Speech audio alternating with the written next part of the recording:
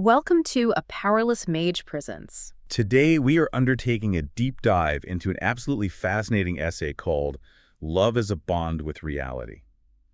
And this isn't just, an academic exercise. Not at all. Yeah. This material is, well, it's incredibly potent. It's not about flowery definitions or poetry.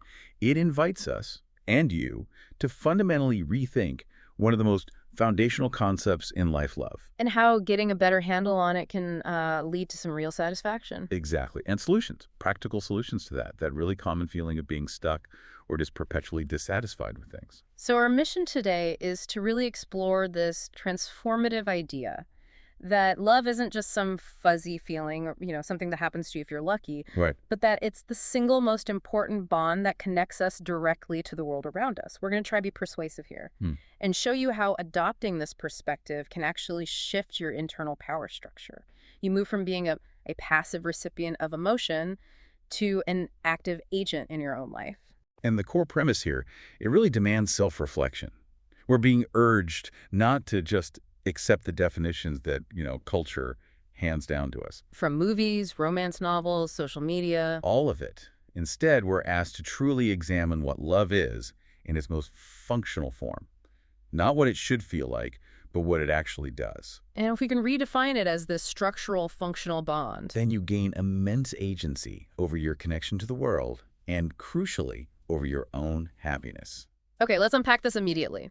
Because when most of us hear the word love, our brains just default to the romantic side of things. That's the default setting for sure. We think of that intense, passionate connection, and those classic categories immediately spring to mind. We all kind of know them. That's right. And the traditional frameworks, they categorize where we direct the feeling, which is useful, for organizing life, but it doesn't define the fundamental nature of the connection itself. So you're talking about things like eros. Exactly. Yeah. Eros, which is that romantic, passionate love. Then you have philia, the love of friendship, of brotherhood. And storge for family. Storge, yeah, that natural love for family, that immediate, often unspoken loyalty.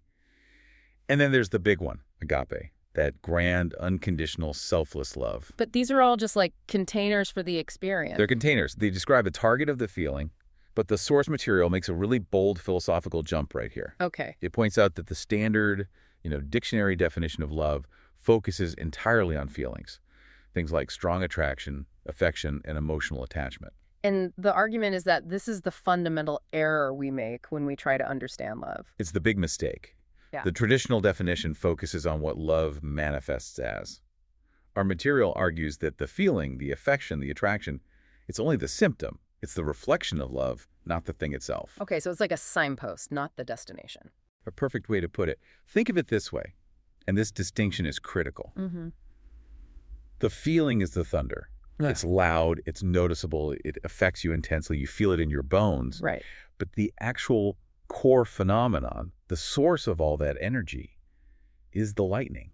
It's the underlying structural bond. We get so caught up in the noise of the thunder that we mistake it for the power itself. That makes so much sense. The emotion, that high of attraction, it's fleeting. It fades. It comes and goes. Of course. And if that emotion were the actual definition of love, then, all love would disappear the moment you have a bad day or an argument. And we know that's not true. But the structural connection, the commitment, the bond that can persist even when the warm, fuzzy feelings aren't immediately present. So the lightning is the bond. Exactly. Here's where it gets really interesting. Yeah. If the feeling is just the thunder, then the essential core, the lightning, is the bond.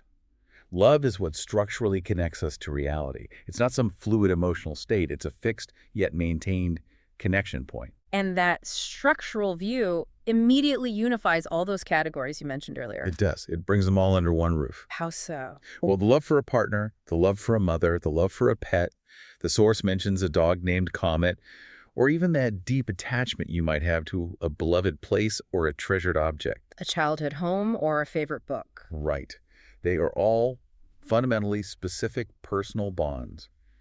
They are what connect us to that specific, tangible, existing part of reality.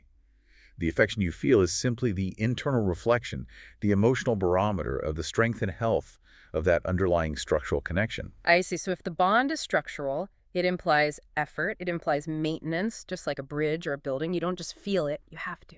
You have to do it. Precisely. You have to build it and maintain it. And this bond structure immediately explains why love is so crucial to our psychological stability and well-being. Okay, connect those dots. If love is the fundamental connection point to existence, then a lack of love, or more accurately, a broken bond, means a disconnect from reality itself. That feeling of being rootless, adrift, or that profound sense of alienation that seems to plague modern life, it might not be a psychological flaw. It might just be a lack of strong, currently maintained bonds to the real world. So the dissatisfaction isn't that I need more good feelings. The dissatisfaction is that the cable connecting me to reality is frayed. That is a perfect analogy. Yeah. And furthermore, this bond constitutes a form of appropriation of our world. Okay, that word appropriation, it often has a negative ring to it. It does, but here it means something very specific and powerful. It's not just recognizing something exists. It's about internalizing it, claiming it as part of your personal map of reality, thereby making it real for you. So can you elaborate on the difference between just sort of passively recognizing something and actively appropriating it? Absolutely. Passive recognition is seeing a beautiful painting and saying, oh, that's nice. Active appropriation, or bonding, is investing your time, your emotion, your energy into that painting. You research the artist, you hang it in a place of honor. You allow it to move you emotionally, day after day. You have claimed it. You have made it yours through that commitment. We naturally love what we feel is a part of us, what we have claimed through experience. So applying that to a relationship, I love my partner, not just as a generic human being, but because she is my partner. I have bonded with her and integrated her into the very structure of my life. Exactly. Or, going back to the sources example, I love my favorite book, not just because it has words on a page, but because I have made it mine through the experience and the specific emotions it awakens in me. It stops being just ink and paper and becomes a profound part of my personal history. It's an appropriated aspect of my own being. And this framework even applies to the most intimate bond of all, self-love. Absolutely. Self-love in this model is the bond specifically associated with myself, with my own being. It's the conscious appropriation of my current reality, my skills, my history, my flaws, my potential, as acceptable and fundamentally good. So if you struggle with self-love, According to this definition, you are struggling to accept and bond with the reality of who you currently are. You might be trying to love a future idealized version of yourself instead. this definition is incredibly actionable. It really is. It moves love from this mystical, sometimes impossible feeling to a concrete, structural element you can observe, invest in, and maintain. If your bonds are strong and varied, your connection to reality is secure. If your bonds are neglected, you feel disconnected. That's a powerful tool for self-diagnosis. It reframes the entire discussion about dissatisfaction. If you feel empty, the traditional advice is often to, chase a feeling, wait for someone else to fill a void. Right. Find the one. This perspective tells you to actively inspect and repair the specific bonds you have with the world, be it people, activities, values, or your own self. It tells you to be the architect of your own reality. Okay, let's just pause there. This is a massive shift from the conventional view of love. We want you, the listener, to really internalize this idea before we move on to what is arguably the most radical idea in the sources. Take a moment with it. If love is the bond with reality, what specific bonds in your life to people, places, activities, or yourself are currently defining the reality you live in? Are they maintained? Think about the things you are willing to fight for, to suffer for, to commit energy to. Those are your bonds. Hold that thought as we move into the direction of that bond. All right, this next part is a big one.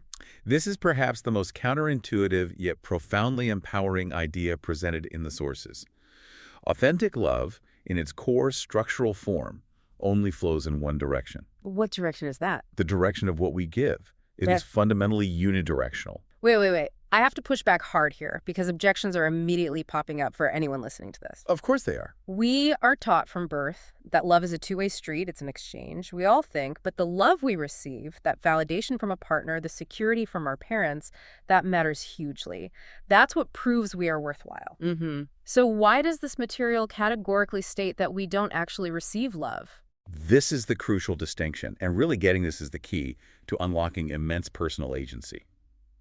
We have to differentiate between the external action and the internal experience. Okay. What we label receiving love, when someone performs a kind or loving action toward us, is actually us loving the idea of being loved. It is not an external feeling being poured into us. It's an internal, self-generated experience of valuation, always. So, okay, let's walk through a common scenario to make this concrete. A parent sacrifices their time and their money to care for a child. The child feels safe, nurtured. Traditional wisdom says the child is receiving the parent's love. How does this new framework interpret that moment? So the parent is certainly giving love. They're actively bonding with the reality of their child through sacrifice and commitment. That's their action. The child, however, is internally generating love. Love for the profound realization that they are valuable, that they are protected, that they are significant to this powerful external figure. They are experiencing their own love for the gesture, their own love for the person, and, most powerfully, their own love for the idea of their own security and importance. So the external act is the stimulus. And the feeling is the internal valuation of that stimulus. You are the source of the feeling. So if my spouse remembers some small, specific detail about my life and acts on it, and I feel that rush of appreciation, Yes. I am generating my own bond with that gesture, or my own love for the idea that I am known and important enough for that person to perform that gesture. Precisely. You are the engine. The external act validates your existence, sure, but your capacity to feel whole or appreciated is driven by your own internal capacity to bond with and value that external stimulus. It means the only love you can truly control, feel, and own is the love you generate. So what does this all mean for the person listening who's searching for solutions to feeling lonely or dependent? It means the power is always, always internal. If love is always generated by ourselves, if it's a bond we perform, then it's always an act that comes from us. It's something we do, never something that is passively done to us. And this realization is incredibly empowering, especially if you feel frustrated or passive in your emotional life. It completely removes the passive waiting game. You don't wait to receive love from a partner or a demanding job or a successful achievement to feel whole. No.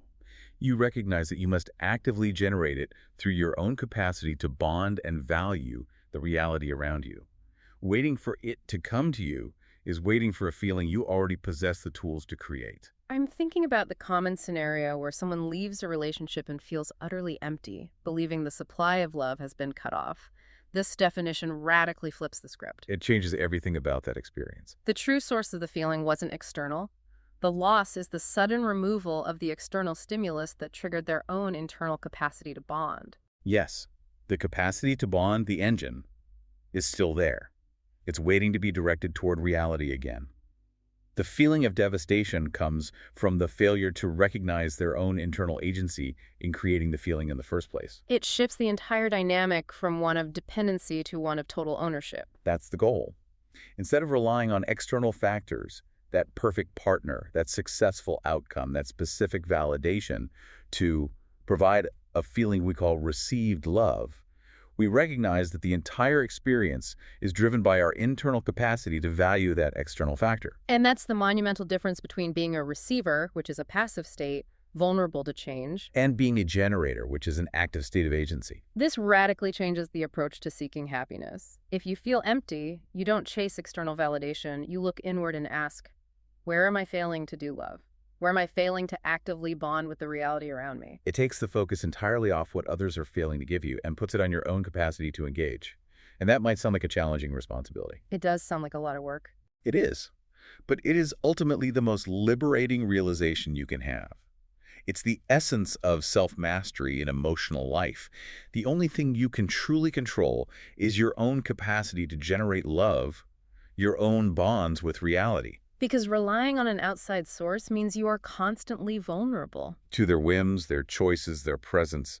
Recognizing the flow is unidirectional, originating from you, grants you a kind of emotional resilience. Even in loss, you retain the ability to rebond, reappropriate, and reconnect because the capacity, the tool, remains intact and entirely within your control. That's a massive philosophical and psychological pivot. The minute you realize you are the source, the whole world shifts from being a stage where you wait for others to act to a world where you are the primary actor. The only way to find satisfaction is to stop searching for it outside and start generating it internally by choosing to bond with the reality of what exists right now.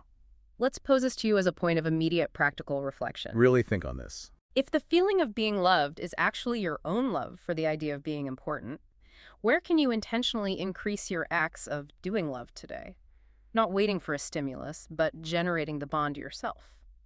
Think specifically about one area, a relationship, a personal project, or even a moment of self-care. How can you stop waiting for external approval and actively generate that bond, taking ownership of the feeling? All right, so if love is defined as a bond with reality, what happens when we try to establish a bond with something that simply isn't real? Mm. Like a deep-seated fantasy, or an idealized projection, or just a comfortable, convenient lie. The source addresses this directly. If we call this illusory connection love, we have to immediately categorize it as something fundamentally different and, well, far more fragile than the genuine bond with reality. But we do it all the time. We can, and often do, create intense emotional bonds with fantasies. For example, claiming you're in love, not with your real partner, but with the idea of an idealized, flawless partner who meets every impossible expectation you hold. This is where so much frustration lives, isn't it? The inevitable grinding clash between impossible expectation and messy, flawed existence. To illustrate the cost of this, let's look at the powerful contrast the source provides. Imagine the love for a real pet versus the love for an idealized pet. Okay, so the fantasy pet is perfectly trained, always compliant, never sick, never makes a mess. It's a perfect, low-maintenance emotional mirror. The real pet, Comet, is loving, yes, but he also occasionally chews your expensive shoes, requires difficult, messy trips to the vet, and wakes you up demanding food at 5 in the morning. In both cases, the bond initially generates pleasant emotions. You feel good thinking about either one. But what happens when reality strikes? When reality, the real pet, with its actual flaws, its high needs, its costs, contradicts the fantasy, the expectation of the perfect pet.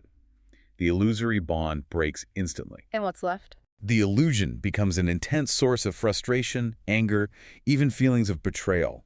You realize you loved the idea of the bond, not the reality of the being.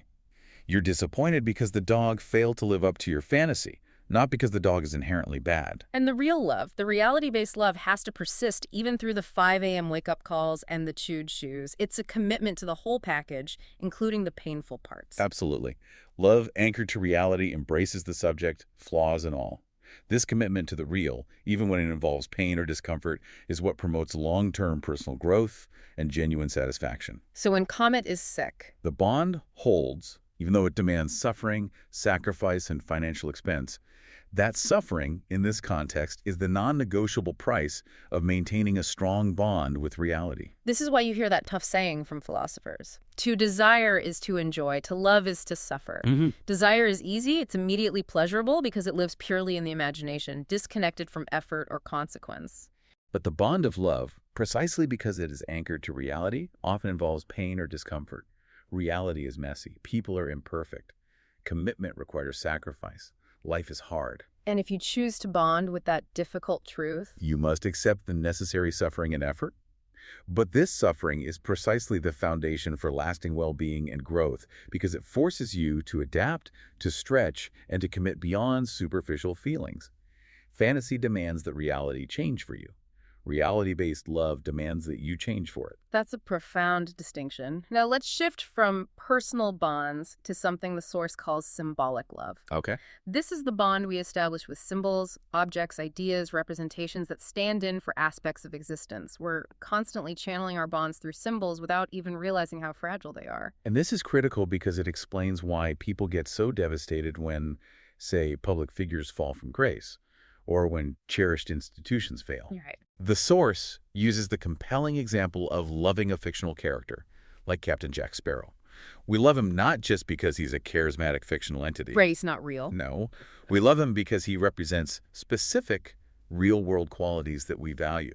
Wit, cunning, confidence, determination, a kind of roguish freedom. We are, in essence, bonding with the idea of charismatic freedom through the symbol of Jack Sparrow. Yes, the symbol acts as a conduit for bonding with those real values. However, the inherent problem with symbolic love is its extreme fragility and mutability, its tendency to change or break easily, without warning. How does that fragility show up? Well, consider the fictional character again. If the character changes in a new version, a bad script, a different actor, a poor adaptation, the emotional relationship we have with them transforms or breaks entirely. Right, the new movie comes out and it's terrible and you feel let down. Exactly. Suddenly, the vessel for our cherished attributes is tainted or inconsistent, and the bond dissolves. We feel betrayed, not by the character, but because the reality of the new symbol contradicts the perfected fantasy we had bonded with. And this fragility is exactly what happens in our real relationships when we realize we only love what the other person represents to the outside world. Yes, like a trophy or financial security or status, not who they actually are in the quiet moments of imperfection. So if I bond only with the idea of what my partner represents and not with their actual evolving personality, The love is symbolic and shallow. When that representation changes, the job is lost, the social status declines. The love dissolves instantly because the core commitment was never with the reality of the person. It was with a mutable symbol. the source also points out how cultural context proves the instability of symbols. A gesture of respect in one place could be a profound offense in another. A political symbol that meant hope 50 years ago might mean oppression today.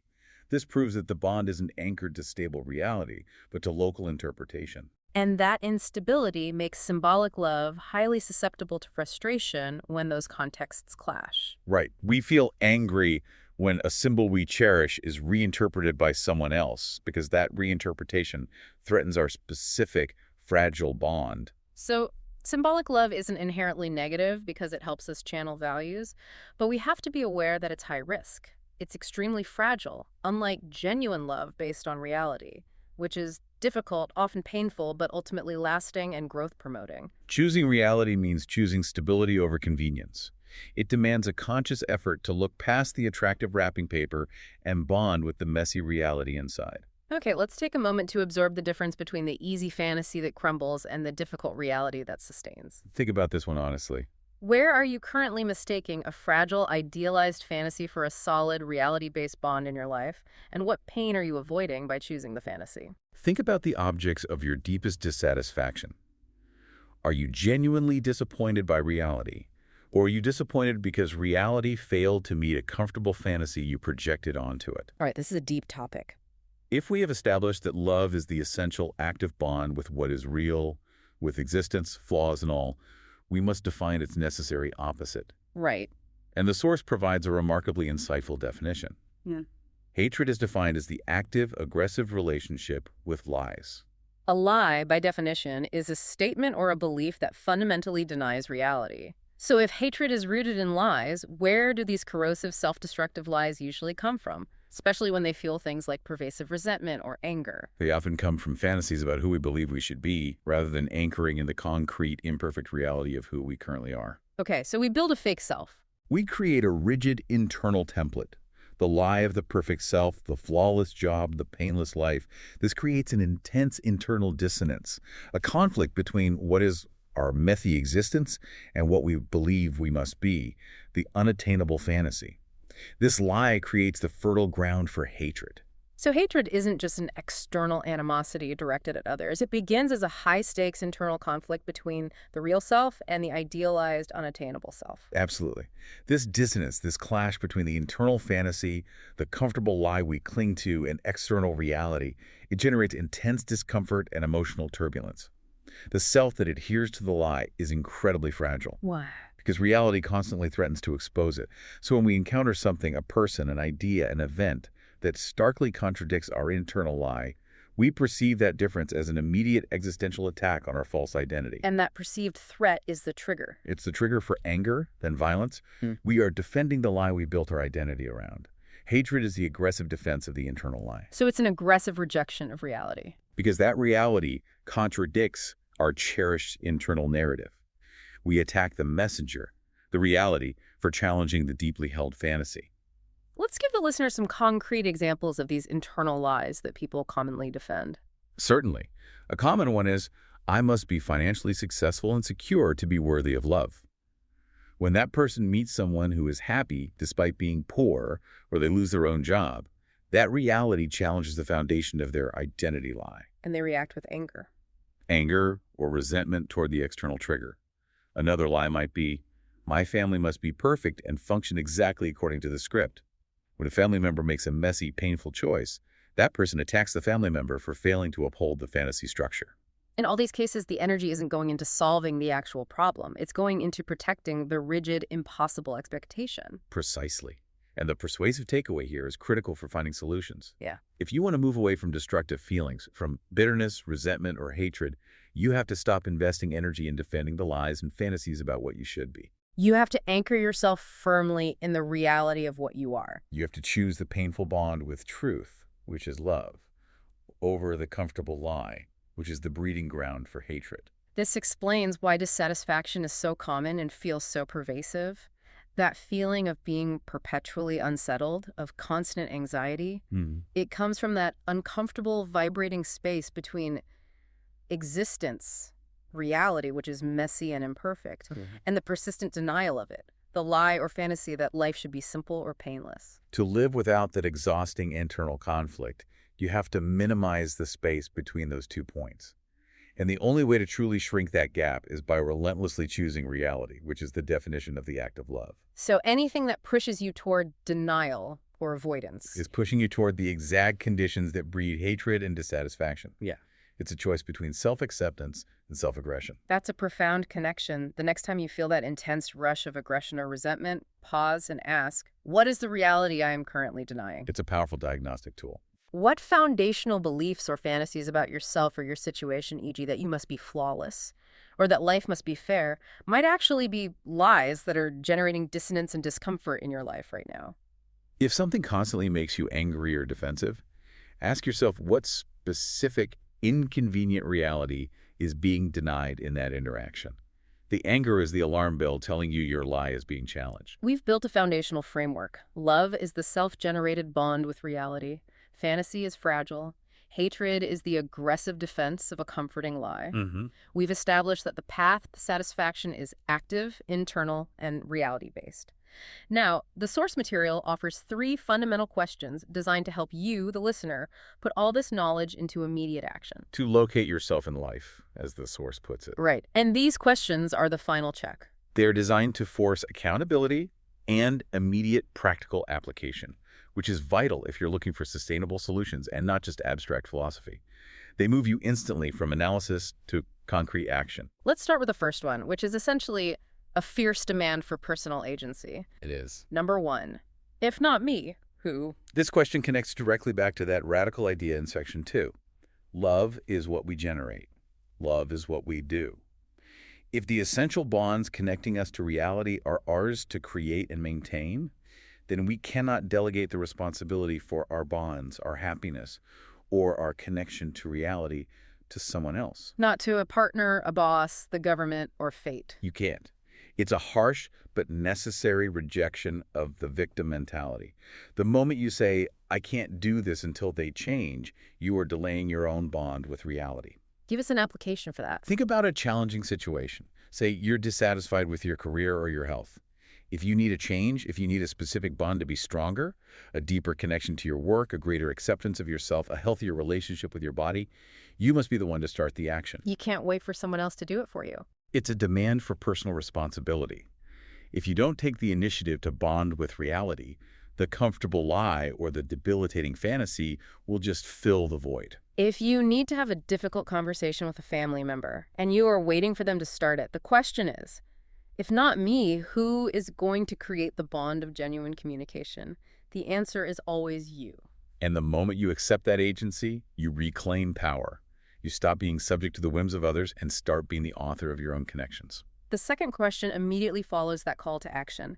It addresses the most common hurdle: procrastination, avoidance. Right. Number 2, if not now, when? This question addresses the resistance of denial and procrastination, which, as we established, are 2 powerful forms of avoiding the reality of the present. We so often live in the should-have of the past or the will-be of the future. And we sacrifice the only place we actually exist, which is the present moment. Reality exists only in the present. You can analyze a problem you need to solve, but all the real components exist now. The past is a memory we can't change. The future is a projection we can't inhabit. So if love is the bond with reality, then the act of loving, the act of bonding, can only happen in the current moment. Delaying the action is delaying the bond, which in turn reinforces the fantasy or the lie that things will magically change later without effort. procrastination isn't just laziness then. No, it is the choice of temporary emotional comfort over the necessary commitment to reality. Let's apply this to self-acceptance. If you're waiting to start exercising until you're more motivated, or waiting to accept yourself until you lose weight, You're reinforcing the lie that your current self is unacceptable. The bond must be established now with the person you are. This requires immense courage because the now is always messy and involves the potential for pain and effort. But that pain is the price of the bond with reality, to delay is to choose the path of least resistance. which inevitably leads back to the fragility of fantasy and chronic dissatisfaction. And finally, the third question. This one summarizes the entire deep dive. It's the ultimate filter for decision-making in any challenging situation. This is the one that ties it all together. Number 3, if not with love, how? This encapsulates the choice we face every single day. We've seen that the bond with reality love often involves suffering, difficulty, and commitment, but it leads to genuine, stable satisfaction and growth. And the alternative? Conversely, if we try to approach reality through denial, fantasy, avoidance, or aggression, the path of hatred, we generate dissonance, pain, and perpetual frustration. So in any given difficult situation, a financial crisis, a complex professional challenge, a failure of character, this question forces a choice. Are you going to approach this problem from a place of painful truth, commitment, and acceptance, which is love? Or are you going to approach it from a place of denial, blame, and aggression, which is the lie? The application seems absolutely clear. Love the bond with what is real, flaws included, is the only authentic, long-term pathway to satisfaction and personal growth. Any attempt to solve problems without embracing the truth of reality is doomed to fail. It means consciously choosing the painful truth over the comfortable fantasy and choosing acceptance over denial.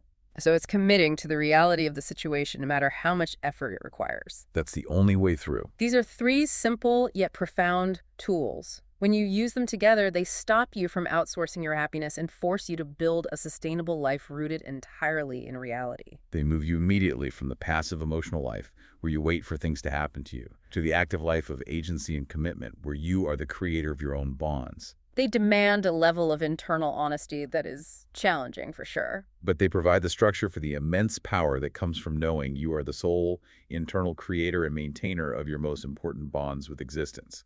They are the keys to emotional invincibility. Okay, for our final moment of reflection, let's consider these tools in the context of your greatest challenge right now. Be honest with yourself on this one. Which of these 3 questions challenges you the most right now? The who, the when, or the how? And what single small step could you take to answer it authentically moving forward with love? Pick one. Commit to the bond and take the step right now.